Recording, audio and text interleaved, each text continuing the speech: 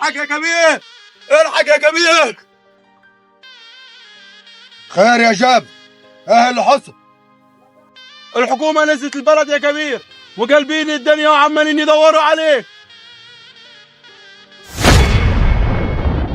الحكومة نازلة تدور عليا ليه يا جابر؟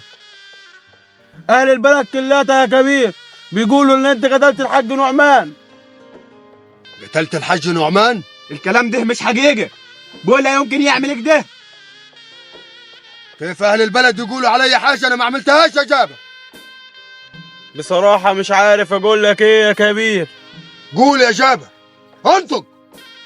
بصراحة يا كبير أهل البلد بيقولوا إن أخوك خير شافك وأنت بتقتله. أخوي؟ عمي.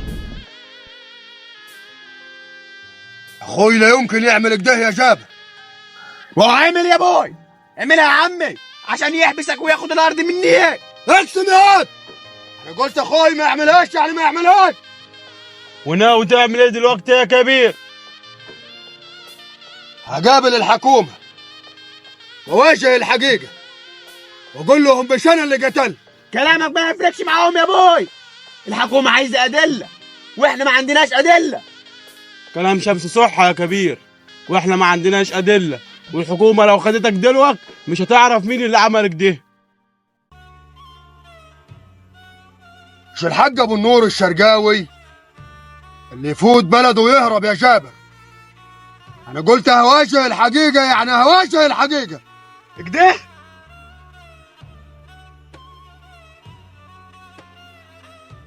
يبقى انت اللي حكمت عليا بالموت يا ابوي.